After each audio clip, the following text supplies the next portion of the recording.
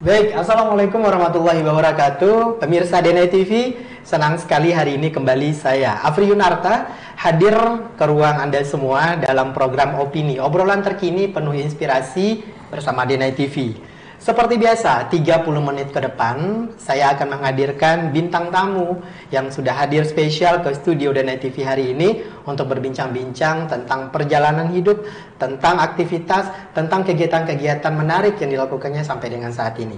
Dan hari ini bintang tamu yang sudah berkenan hadir ke studio Denai TV, langsung saja kita sapa, ada Uda Fikri Hidayat Esos. Assalamualaikum warahmatullahi wabarakatuh, Uda. Waalaikumsalam warahmatullahi wabarakatuh. Oke, bisa disapa mungkin Uda pemirsa Denai TV hari ini, Uda Fikri. Ya, selamat pagi, selamat beraktivitas dan semoga seluruh pemirsa Denai TV dalam keadaan sehat walafiat dan selalu dalam lindungan Allah Subhanahu wa taala. Amin. Amin ya rabbal alamin. Oke, baik, udah terima kasih udah hadir di studio Denai TV hari ini, udah. Terima kasih. Oke, udah Fikri ini pemirsa, kita kasih bocoran sedikit, adalah seorang pengusaha muda dari Kota Payakumbuh yang bergerak di bidang advertising. Advertising ini kalau kita artikan bahasa kitanya periklanan, udah ya? Iya. Periklanan. Nah, iklan itu mungkin salah satunya ada dalam bentuk media cetak, ada media elektronik, kemudian ada dalam bentuk-bentuk media-media lainnya, udah ya? Ada brosur, ada pamflet, ada billboard, ya, ada neon box, ya, ada banyak ya. Banyak. Dengan sudah berkembangnya waktu, media iklan ini semakin banyak, udah Fikri ya? Betul. Semakin banyak. Baik, udah bisa diceritakan udah bagaimana awal ketertarikan udah atau bisa terjun ke di dunia periklanan ini, udah Fikri. Ya. Baik, Pak Afri, terima kasih telah diundang di Denai TV. Kami bangga sekali untuk tampil di sini.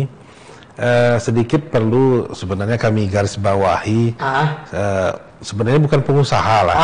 Jadi mungkin lebih kita garis bawahi entrepreneur. Jadi kalau entrepreneur dengan pengusaha ini kan agak berbeda. Kalau pengusaha ini lebih agak wah gitu kan kesannya. Tapi kalau entrepreneur, jadi kita memang yang menciptakan peluang-peluang bisnis. Jadi di sana ada kreativitas dan inovasi untuk menciptakan sebuah bisnis atau lapangan pekerjaan. Lapangan pekerjaan. Iya, Pak Fri. Lebih nyaman dipanggil entrepreneur deh. Saya lebih nyaman muda. Oke, lanjut. Ya. Jadi pertama awalnya sebenarnya saya tidak tertarik sama sekali untuk ke dunia usaha. Justru dulu ketika saya sekolah lebih tertarik ke militer, Pak Afri. Karena dulu mungkin lihat kakak kelas kita yang pulang sekali setahun yang pendidikan di Akmil atau Akabri, jadi dengan baju seragam yang sangat mungkin agak wah gitu kan. Saya tertarik dulu di situ gitu. Di situ deh ya. Nah, cuman setelah selesai sekolah, kebetulan saya di SMA 1 Payakumbuh dah. Iya. Nah, kita dulu masuk Akmil, kebetulan saya sudah masuk 3 besar untuk dikirim ke Magelang. Tapi mungkin di umur saya kurang, waktu itu 3 bulan 27 hari. Setelah kurang, akhirnya saya dipulangkan mapnya sama Ajun Jenderal yang di Padang, di Muara itu. Akhirnya saya pulang terus nyampe di rumah, apalagi nih kok nggak lulus gitu kan. Ya, kira-kira saya koreksi di mana. Dan nilai-nilai saya alhamdulillah bagus semuanya, Pak Afri. Iya. Di pendidikan sama jasmani militer sama akademiknya alhamdulillah saya cukup mendukung nilainya. Iya. Cuma di faktor umur saja. Cuma di umur, karena memang waktu itu tidak boleh kurang dari 18 tahun. 18 tahun. Nah, walaupun ada bulan nggak boleh kurang. Nggak boleh. Maksimal 22 waktu itu kan. Nah, setelah itu saya pikir-pikir, udahlah mungkin nggak nasib saya di sini gitu kan. Nah, saya akhirnya berangkat ke Jakarta. Oh, merantau dah. Berarti tamat ke SMA Jakarta. Itu udah ya? Iya, tamat SMA. Sampai di Jakarta itu kebetulan saya daftar ke universitas yang negeri udah pada tutup semua. Oh ya. Jadi akhirnya di Jakarta itu saya menemukanlah Universitas Trisakti. Kebetulan ada saudara-saudara juga di sana. Saya tes ada 2 jurusan waktu itu Pak Afri. Jadi ada satu desain grafis, yang kedua itu manajemen transportasi udara. Dua-duanya saya tes, alhamdulillah lulus dua-duanya. Cuman untuk memutuskan mana yang lebih bagus, untuk kedepannya, prospek kedepannya, saya tentu ada tante di sana. Kebetulan tante ini istrinya Pak Taufik Ismail yang penyair itu. Nah, saya tanya ke beliau, tante, ini kira-kira mana nih yang lebih bagus? Saya apakah jurusan desain grafis ini apa yang manajemen transportasi udara? Kata saya ke beliau. Nah, waktu itu alhamdulillah beliau menyarankan kalau kamu di transportasi udara kamu udah pasti dipastikan kerja sama perusahaan katanya. Tapi kalau kamu ambil desain grafis ini kamu ada 2 katanya, ada 2 peluang. Satu, kamu bisa menjadi entrepreneur, buka usaha. Yang satu lagi, ya bisa juga kerja di perusahaan katanya kan. Iklan, Nah, berkat arahan dari beliau, akhirnya saya memilih yang desain grafis ini. Padahal memang jiwa seni ini ada juga lah, bakat-bakat sedikit ya dari SD. Karena memang dulu dari SD, SMP itu ya sering juara lah dulu Pak Afri ya. Akhirnya saya putuskan ambil desain grafis, udah saya kuliah di Trisakti. Di Trisakti jurusan desain grafis. Tahun berapa udah? Itu saya wisuda tahun 99. 99 sudah wisuda. Sudah wisuda, masuk tahun 95. 95. Nah, berikut dengan perjuangan kuliah di Jakarta, tentu banyak juga suka dukanya. Nah, kita bikinlah suatu klub desain grafik gitu kan, desain komputer grafik. Nah, disitulah saya belajar untuk merancang atau mendesain bagaimana grafis itu yang bagus, komunikatif dan memiliki daya tarik yang bagus gitu Pak Afri. Nah, alhamdulillah 99 saya wisuda. Nah, kebetulan mungkin di Jakarta banyak peluang kerja. Saya sempat bekerja di perusahaan Perencana Jaya. Itu bidang konsultan dan manajemen konstruksi. Setelah bekerja di sana, ya mungkin dasarnya kita ini agak gimana kalau kerja di bawah tekanan itu saya agak kurang nyaman ya. Kurang nyaman. Makanya mungkin alhamdulillah nggak lulus di Akabri waktu itu, karena apalagi di Akabri mungkin tekanannya lebih kuat lagi udah ya. Betul. Akhirnya saya pilihlah saya putuskan untuk untuk resign dari perusahaan ini, dari PT Perencana Jaya. Saya resign itu 2005. Saya masuk 2000, resign 2005. Ya. Kemudian mungkin ya kebetulan orang tua sudah menginjak usia tua, saya pulang ke Payakumbuh. Di tahun 2005 saya pulang. Iya, betul Pak Afri. Iya. Nah, 2005 itu kebetulan dengan modal yang saya miliki itu bisa desain grafis. Nah, itu dulu di Payakumbuh orang agak awam gitu dengan desain grafis. Kebetulan kan kawan-kawan atau saudara nanya, kuliah di mana gitu kan, di Trisakti jurusan apa? Jurusan desain grafis. Apa tuh desain grafis? Belum populer saat itu, belum populer di Payakumbuh, apalagi di Sumatera Barat aja jarang gitu kan, apalagi di Payakumbuh, kota kita yang agak kecil ini kan. Nah, waktu itu udahlah gimana apa gitu peluang. Akhirnya saya pernah sempat ngajar juga dulu di SMA Nusantara. Itu 2 kali seminggu. Ya, dengan gaji yang sangat minim lah mungkin pada waktu itu 2005 kan. Nah, saya naik motor, kebetulan SMA Nusantara waktu itu di Balenan Duo ya. Balenan Duo ya. Nah, setelah itu mungkin kurang memadai ya untuk ekonomi. Betul. Akhirnya saya memutuskan lagi untuk apalagi peluang bisnis. Bisnisnya. Akhirnya saya juga buka les privat. Oh, les privat desain grafis yang pada waktu itu memang tidak ada sama sekali di Sumatera Barat. Nah, saya buka di Jalan Soekarno-Hatta itu, tepatnya dulu ada 2 putri di sana kan. Iya. Nah, saya di situ membuat semacam les privat. Nah, itu saya alhamdulillah murid-murid yang berminat untuk ya. Les atau kursus desain grafis itu banyak sekali Pak Afri. Pada waktu itu ya, di tahun 2005 itu dia. Iya. Nah, dari SMK 1, dari dulu ada SMK 2 ya. Waktu itu STM sama SMEA namanya kan? Iya. Nah, banyak juga lah anak-anak murid kita waktu itu yang kursus. Nah, setelah itu mungkin saya waktu itu dari Pasar Payakumbuh ini mau pulang ke Kotonan Ampe yang di Jalan Soekarno-Hatta kan. Nah, hari hujan waktu itu saya lihat ada neon box atau billboard ini yang tumbang gitu. Yang tumbang ke tengah jalan. Jadi waktu itu kita kan naik motor nih. Naik motor, kita jalan. Akhirnya jalan tertutup karena neon box ini jatuh. Akhirnya kita turun 3 orang untuk meminggirkan konstruksinya ini kan.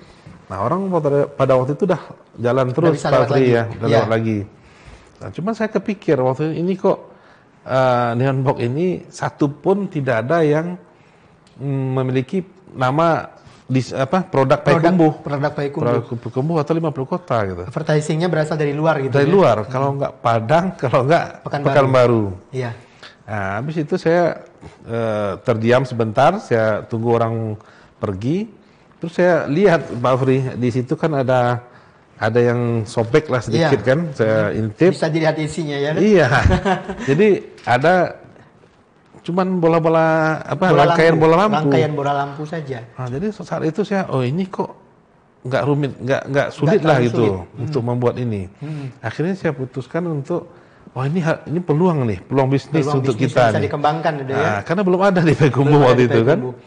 Akhirnya udah demikian saya panggil lah cari yang bisa adik-adik di STM itu yang bisa las welding atau las itu konstruksi. Saya panggil mereka. Saya ajak ke yang konstruksi yang udah jatuh itu. Saya suruh pelajari. Ini bisa nggak kamu untuk bikin seperti ini? Oh bisa ada katanya bisa. Nah, udah kita sekarang bikin itu dulu. Gitu bilang. Sejak itu kita bukalah workshop, kita kumpulkan anak-anak SMK yang mungkin ada juga yang sudah tamat tapi nggak ada kerja. Belum bekerja kita kumpulkan itu Pak Afri. Kita suruh untuk di bagian produksi mereka kan. Nah dengan modal saya tadi yang bisa desain atau bisa merancang gambar itu, saya desain gambar-gambar. Jadi seluruh neon box atau advertising di Payakumbuh ini kita gambar yang lebih inovasi, yang lebih menarik, supaya nanti orang mudah dikenal perusahaan-perusahaan, para perusahaan-perusahaan yang nanti mungkin akan berminat, udah ya? Iya betul. Oke, baik, udah kita akan break dulu, nanti kita akan lanjutkan bincang-bincang seru kita di segmen berikutnya.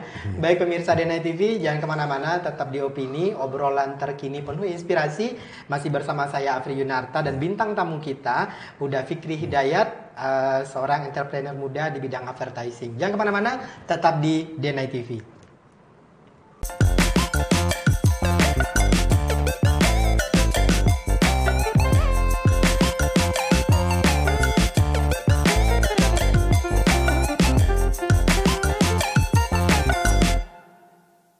Baik, pemirsa DNA TV, dimanapun Anda berada, balik lagi bersama kita berdua, masih di Opini, obrolan terkini penuh inspirasi, masih bersama entrepreneur muda Kota Payakumbuh, ada Uda Fikri Hidayat.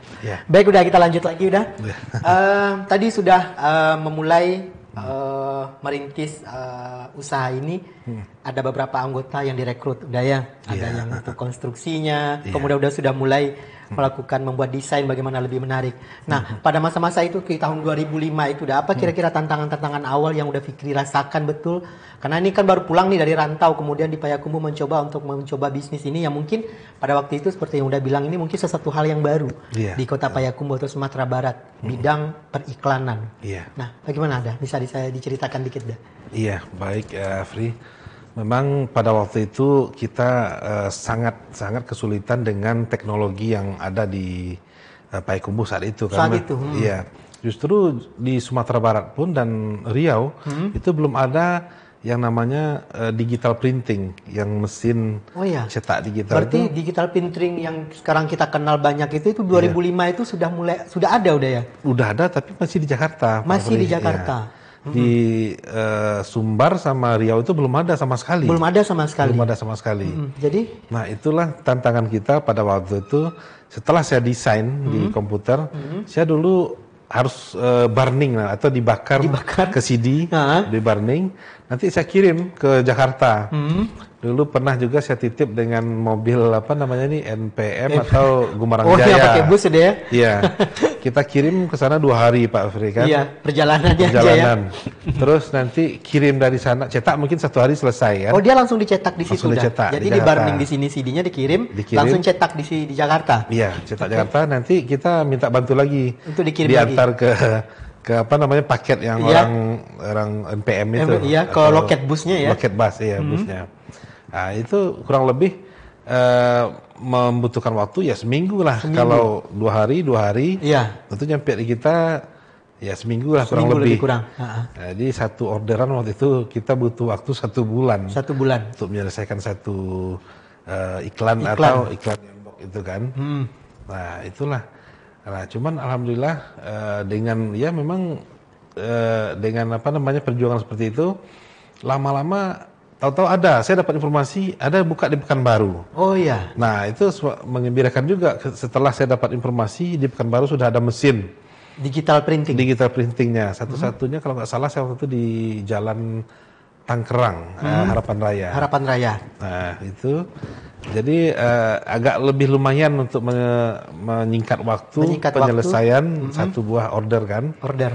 Jadi setelah saya cek ke Pekanbaru, ternyata memang ada dan bisa membutuhkan waktu kan cuman waktu itu ke Pekanbaru Payakumbuh itu 5 jam lah. 5 jam sudah sampai 5 jam. Berarti saya butuh waktu paling tidak 2 hari atau 3 hari udah selesai satu buah proyek untuk advertising-nya. Masih ingat udah proyek pertama yang udah dapatkan buat iklan apa udah? Aduh, waktu itu kita pengerjaan kalau nggak salah waktu itu ini poultry shop yang punya ada di Lampasi waktu itu. Jadi kita desain itu betul-betul gambar ayam. Gambar ayam. Terus ada telur, terus poultry shop kan. Nah, jadi waktu itu orang lihat kalau setelah kita pasang, orang lihat kayak TV gitu kan. Karena berarti itu yang pertama di dalamnya ada lampu itu deh ya. Iya. Bentuknya benar-benar bentuk ayam itu yang di ya. Itu yang pertama apanya ada ya? Itu yang pertama. Karena dulu kan kalau ayam tuh dilukis, nggak bentuk ayam kan. Kalau sekarang kan kita tinggal import gambar ayam di Google aja bisa kan? Betul. Kalau dulu tidak ada ya? Kalau tidak dulu kan memang harus dilukis. Iya. Memang harus ada jiwa seninya untuk melukis dulu. Iya. Nah, sejak itu Pak Fri, alhamdulillah saya lah ya mungkin bisa dikatakan kita yang mempelopori advertising ini di Payakumbuh dan di 50 kota. Jadi saya bikin nama usaha kita waktu itu CV Solusa Advertising. Solusa Advertising. Iya, justru yang saya lebih tekankan di advertisingnya. Nah, dulu kan orang hanya tahu reklame atau sablon ya. Sablon paling ya waktu betul. Itu kan. Sablon ya. Nah, orang agak heran juga, banyak yang tanya apa tuh advertising, advertising katanya kan. Banyak juga yang nanya waktu itu. Akhirnya ya kita jelaskan kalau advertising itu ya memang mencakup konstruksi dan periklanan. Ya, jadi sejak itulah mungkin udah mulai orang populer advertising ini di Payakumbuh. Iya. Dan seiring dengan itu mungkin jumlah order pun juga semakin banyak udah ya. Alhamdulillah. Solusa waktu itu. Dari mana-mana dan Pemda itu banyak juga kita bikin dulu ada videotron dulu di Ngalau itu sama Pak itu zamannya Pak Riza Falepi pertama ya, pertama. Periode pertama waktu itu deh. Pertama, iya. Oh itu dari advertising udah juga. Dari Pemda kita dari advertising kita. Terus udah mulai ekspansi kita ke Bukit Tinggi, Padang.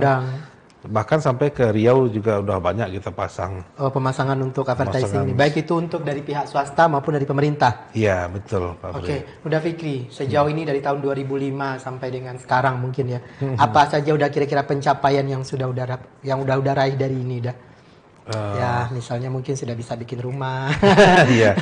Atau sudah mungkin mengumrohkan orang tua atau sudah bisa naik haji sendiri atau gimana udah? Iya. Ya, alhamdulillah Pak Fri, berkat itu tadi kita memang sudah mungkin dalam segi kita sudah menunaikan juga di usia muda rukun Islam yang kelima. Alhamdulillah pada waktu itu kita memang bercita-cita kalau bisa naik haji itu ya sebelum umur 40 tahun lah gitu kan. Nah, alhamdulillah waktu itu saya kumpul-kumpul nabung.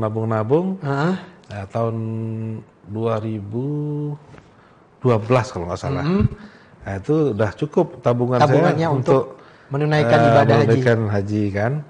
Tapi karena ada daftar tunggu karena udah kena daftar tunggu kena juga daftar tunggu Pak Fri. Oh ya. Jadi waktu itu saya kebetulan ada teman di Jakarta udah pakai travel ini aja katanya Haji Plus katanya kan. Nah, cuman biayanya waktu itu dolar masih lumayan tinggi ya. Ya alhamdulillah cukup lah saya hitung-hitung tabungan cukup untuk menunaikan Haji Plus gitu kan. Haji Plus untuk saya naik dari Jakarta dan ketemu jemaah-jemaah haji dari Payakumbuh. Waktu itu Pak almarhum Wilman Singkuan. Oh iya, ketua DPRD dulu deh ya. Ketua DPRD ya. Dan banyak lagi kawan-kawan waktu itu di Makkah kan ketemu. Iya. Nah itu terus ya karena kami juga hobi jalan-jalan Pak Fri ya. Ya alhamdulillah juga udah jalan-jalan juga baik di dalam negeri maupun luar negeri. Di luar negeri ya. Iya. Oke. Udah banyak sekali mungkin pencapaian yang sudah udah capai ya dalam kurun waktu 2005 sampai dengan sekarang.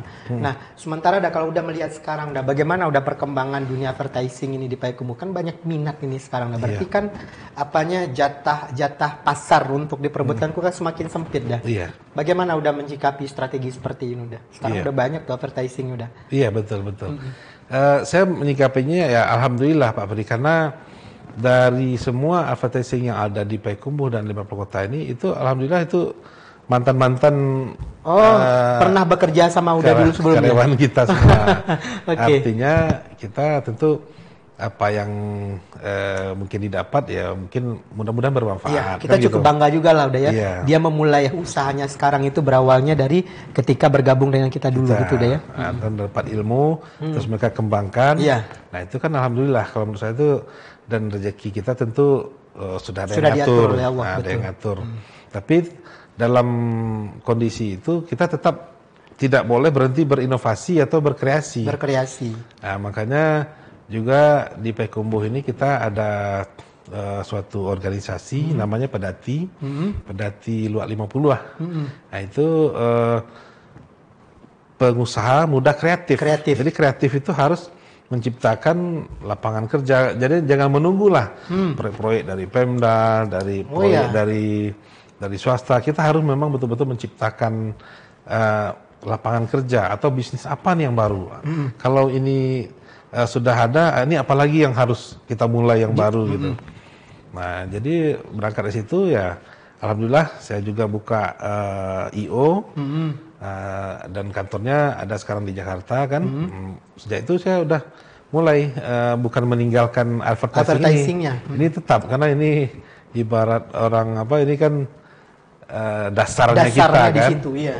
Kita memang tidak boleh meninggalkan advertising ini. Tapi kan sejalan itu di dunia periklanan. Ini kan salah satu ininya pengembangannya.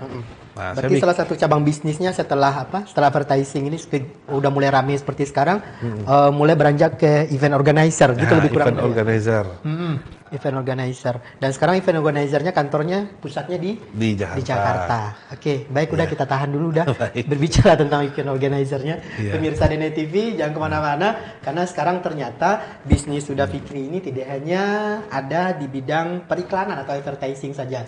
tetapi sudah mulai merambah ke bidang IO ya, event organizer. Apa sih IO, event organizer, dan bagaimana pula sinkronnya IO ini dengan bidang advertising? Jangan kemana-mana, tetap simak obrolan kita berdua, masih di Opini, obrolan terkini penuh inspirasi hanya di DNA TV.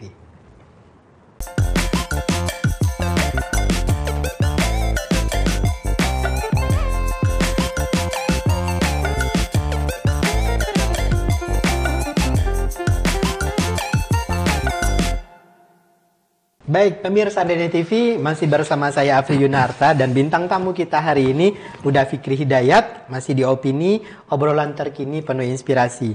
Baik Uda Fikri, kita lanjut lagi di session yang terakhir untuk opininya.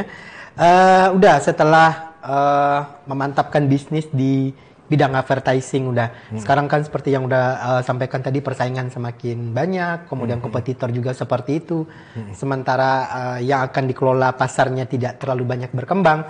Nah, apa ini perluasan bisnis atau cabang-cabang bisnis yang sudah dilakukan? Salah satunya tadi yang Afi dengar itu IO, event organizer. Kalau event organizer nih, kalau dalam bahasa kitanya kira-kira seperti apa sih pekerjaannya udah?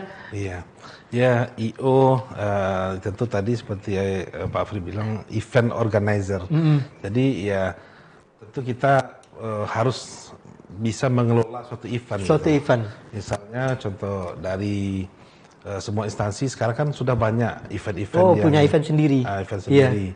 Nah, mereka itu butuh pihak ketiga yang bisa mengelola event itu atau acara itu dari awal sampai akhir. Sampai akhir. Nah, sampailah mungkin sampai ke tingkat yang paling rendahnya itu ada juga wedding organizer. Itu termasuk udah ya? Termasuk. Nah, tapi alhamdulillah kita karena saya dulu pernah berkuliah di Jakarta, tentu saya mengembangkannya di Jakarta. Di Jakarta. Karena di sana lebih banyak event-event diselenggarakan, ya. Peluangnya lebih banyak udah. Betul, baik dari kementerian atau pihak swasta juga. Nah itu, dan alhamdulillah event-event yang di Jakarta ini tentu banyak di daerah-daerah juga akhirnya, Pak Afri. Oh iya. Contohnya yang pertama itu kita dulu pernah di Lombok tahun 2013 kalau nggak salah ya. Nah itu eventnya Hari Nusantara. Hari Nusantara. Nah, berarti skopnya udah nasional gitu udah ya? Nah kebetulan kalau di pusat itu kita ambil, otomatis sudah nasional. Udah nasional eventnya. Iya. Nah, jadi memang saya di situ alhamdulillah ya, mungkin langsung dapat event nasional gitu kan, tapi dengan belajar juga sama kawan-kawan kan. Iya. Nah setelah itu kita juga dapat event di Sabang. Nah Sabang waktu itu kita dapat ya untuk suatu tenda atau booth ya, itu kan butuh desainnya juga. Desain tersendiri. Dari instansi atau kementerian atau pihak swasta. Jadi mereka menyerahkan ke kita untuk desainnya. Nah, dari event ke event, alhamdulillah dapat juga kita akhirnya keliling Indonesia. Keliling Indonesia gitu. Untuk menyelenggarakan acara-acara yang sifatnya skopnya lebih nasional seperti itu, udah ya? Iya, betul, Pak Fri. Nah, itu kan untuk menyeting acara-acara sebesar itu, udah. Itu butuh tenaga kerja berapa orang itu, udah? Sebenarnya tidak terlalu banyak, Pak Fri. Oh ya. Nah, cuman paling banyak kita butuh 6 orang cukup. Cukup. Dengan segitu besarnya udah. Iya. Karena SOP-nya kan sebenarnya udah ada. Iya. Acara-acara ini misalnya kita hanya nanti yang kita persiapkan mungkin tenda. Ya. Terus nanti perlengkapan sekat tenda itu kan. Oke, mungkin untuk venue-nya masing-masing, booth-nya ya. Masing-masing booth. Nah, untuk mempersiapkan tenda itu kan kita tinggal sewa tenda, misalnya yang punya di eventnya di Surabaya ya kita tinggal cari yang di situ. Cari yang di Surabaya. Nah, nanti orang lapangan 2 orang, kita hanya butuh 2 orang. Iya. Untuk mungkin mengawasi aja, karena pekerjaannya sudah ada dari mereka. Sudah ada dari mereka. Iya. Paling nanti yang kita butuhkan itu kalau biasanya untuk yang menyewa booth ini, nah kita butuh marketing biasanya. Untuk memasarkan, udah? Memasarkan booth ini. Oh, itu tanggung jawab dari IO? Tanggung jawab dari IO. Karena kita kalau fee-nya kita tuh dari booth ini, Pak Fri. Karena kalau seperti itu deh. Iya. Oke. Booth ini tidak terjual ya. Berarti kerugian di kita. Kerugian di kita. Oke. Nah, jadi kita marketing kita sebanyak mungkin untuk bisa memasarkan booth ini ke baik kementerian, swasta. Iya, betul. Oke. Nah, untuk penyelenggaraan kalau event nasional seperti itu berarti budgetnya sungguh besar juga biasanya udah ya? Iya, karena memang kita butuh untuk dari seluruh Indonesia kan. Iya. Kita biasanya itu butuh dua roder yang besar-besar itu kan. Ya kurang lebih ya di atas miliaran juga lah. Di atas miliaran juga untuk melaksanakan sebuah event yang tingkatnya nasional. Apalagi yang sempat mungkin dihadiri mungkin ya petinggi-petinggi negara mungkin udah ya. Akan lebih kompleks lagi. Iya, bahkan di Sabang itu ya RI 1 dulu kita datangkan. Alhamdulillah pas acara penutupan kan. Iya. Tapi pada waktu itu udahlah sebagai IO yang untuk organize acara itu sendiri. Iya. Oke. Udah sampai kemana saja udah? Kalau untuk di IO ini alhamdulillah udah mendarat di semua pulau di Indonesia sudah ya. Sudah. Kecuali pulau-pulau kecil yang ribuan itu belum. Tapi pulau-pulau besar alhamdulillah sudah dan beberapa yang kecil-kecil udahlah. Oke. Berarti itu bentuk cabang dari bisnis yang dikelola selain di bidang advertising. Advertising masih tetap jalan udah ya? Oh, tetap jalan Pak Fri. Jadi sampai sekarang itu tidak pernah kita tinggalkan. Tapi udah bisa kita delegasikan ke mungkin ya istri di rumah kan daripada sudah bisa delegasikan kepada yang lain ya, kita bisa fokus ke bisnis yang baru udah Fikri ya. Oke, udah Fikri. Untuk 2023 2024 ini udah ada mungkin rencana-rencana atau program-program besar yang akan dilaksanakan udah Fikri? Iya. Jadi begini Pak Fikri, kebetulan dengan banyak relasi dan koneksi yang saya dapatkan di IO ini, pernah kita ketemu dengan sutradara.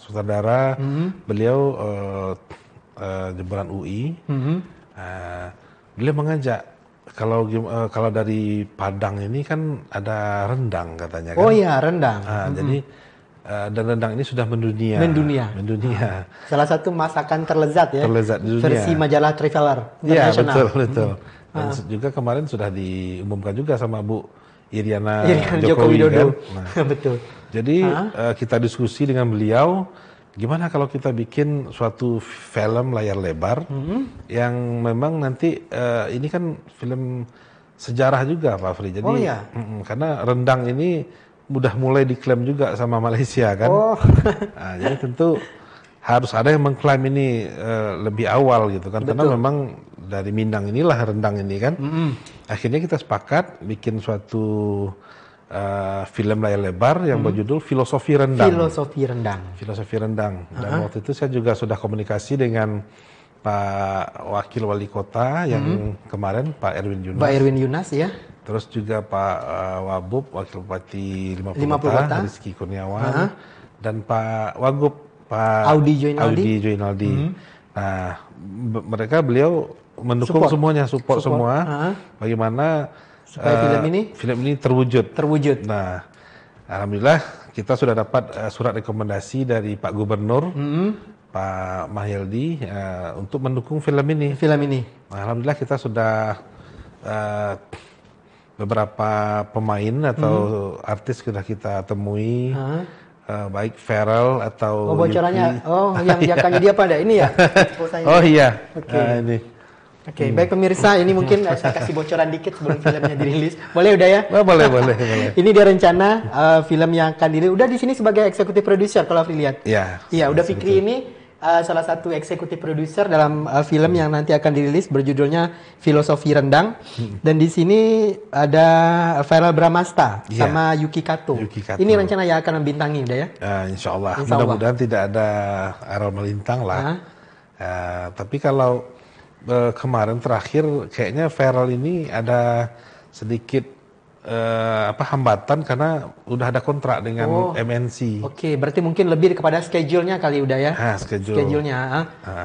Kalau pemain kan bisa kita mungkin agak sedikit ganti gitu kan. Oke. Kenapa terfikir dah untuk mengangkat filosofi rendang ini diangkat menjadi sebuah film layar lebar udah? Iya. Ya karena memang berangkat dari tadi Pak Afri, rendang ini kan memang milik orang Minang. Memang awalnya itu dari Minang. Iya. Jadi kayak kemarin ada yang bikin filosofi kopi juga, filosofi ini. Nah, kenapa yang rendang ini tidak kita angkat? Justru filosofi rendang inilah menurut saya mungkin saya yakin ini akan booming nanti film ini karena di sini ada pelajaran. Sebenarnya kita nanti akan kita kupas semuanya. Baik cabai itu melambangkan apa, kelapa melambangkan apa, nanti ada nini mama yang juga menerangkan semuanya lah filosofi rendang itu, bahasa rendang itu dari mana gitu. Betul. Akan dikupas semuanya. Akan dikupas. Berarti tokoh-tokoh. Kalau nonton film ini mungkin lebih menambah pengetahuan juga, mungkin tidak hanya sekedar bisa makan rendang aja udah ya. Iya. Tapi juga tahu di belakang rendang itu apa saja seperti yang udah sampaikan tadi deh ya. Iya. Oke, lanjut dan bisa diceritakan lagi. Nah, jadi sedikit kupasannya, film ini memang NKRI lah. Kita merekrut juga ada orang Jawa di situ. Oh iya. Karena salah satu yang pemain di sini adalah seorang chef yang sudah bisa memasak seluruh masakan Nusantara kecuali rendang. Oh ya. Nah, ada juga ya. Pas rendang ini setiap belajar masak rendang, dia selalu gagal. Gagal. Nah, di suatu ketika waktu ini saya kasih bocoran sedikit ya. Iya, boleh. Nah, chef ini berangkat ke Solo, ke kampungnya Pak Jokowi. Ternyata di Solo itu ada Kanjeng namanya dipanggil. Itu adalah penikmat rendang. Iya. Penikmat rendang yang tiap bulan itu dikirim dari kota Payakumbuh ini ke Solo. Nah, jadi beliau pas menjamu si chef ini di rumahnya, seluruh masakan dihidangkan gitu. Kecuali rendang ini agak di pojok ditaruh sama Kanjeng ini. Tapi chef ini kok penasaran apa tuh Kanjeng, kok Kanjeng nggak menghidangkannya ke kami gitu. Akhirnya Kanjeng ini ngasih tahu, dibuka lah, ternyata rendang isinya gitu. Saya adalah penikmat rendang katanya. Jadi kamu kalau mau belajar rendang, kamu harus ke Payakumbuh, ke Sumatera Barat katanya kan. Nah itulah baru chef ini berangkat ke Padang, dari Padang nanti baru mereka ke Payakumbuh karena memang di Payakumbuh ini paling enak katanya rendangnya ya? Daripada di Sumatera Barat yang lain gitu, dari tempat-tempat yang daerah yang lain udah ya. Oke, itu kira-kira bocorannya tentang filosofi rendang ya. Insya Allah. Oke, mudah-mudahan berjalan lancar udah proyeknya dan bisa kita tonton bersama mungkin di seluruh Indonesia ya tentang filosofi rendang. Iya. Seluruh pemirsa juga TV Denai mohon doanya. Ya, pemirsa TV Denai jangan lupa ya kita juga minta doanya. Mudah-mudahan film tentang filosofi rendang yang memang mengangkat kearifan lokal Kota Payakumbuh dan Kabupaten 50 Kota ini bisa diproduksi dan tentu saja ini akan memberikan efek multiplier efek ya buat perekonomian Payakumbuh. Payakumbuh lebih dikenal, orang semakin banyak datang ke Payakumbuh ya. Kemudian filmnya dibintangi oleh bintang-bintang papan atas Indonesia. Nah, secara tidak langsung tentu ini akan memberikan multiplier efek kepada masyarakat Payakumbuh dan sekitarnya. Iya. Itu udah? Iya, makasih. Oke. Iya, baik udah Fikri. Terima kasih sekali sudah hadir 30 menit bersama Opini ke studio Denai TV hari ini. Sudah banyak yang diceritakan dari tahun sebelum kuliah sampai dengan sekarang sudah kemana-mana keliling Indonesia. Terima kasih sekali udah, mudah-mudahan apa yang kita perbincangkan hari ini bisa menambah wawasan, menjadi inspirasi buat teman-teman, buat para penonton ya, bisa menjadikan sebuah inspirasi untuk kedepannya untuk melangkah yang lebih baik lagi. Terima kasih udah. Terima kasih Pak Afri. Oke, sama-sama udah. Baik pemirsa Denai TV, demikianlah perbincangan kita pagi hari ini di Opini, obrolan terkini penuh inspirasi bersama saya Afri Yunarta dan bintang tamu kita udah Fikri Hidayat. Kita akan jumpa lagi minggu depan, tentu saja dengan bintang tamu yang berbeda dan tentu saja juga dengan cerita yang berbeda. Terima kasih. Assalamualaikum warahmatullahi wabarakatuh.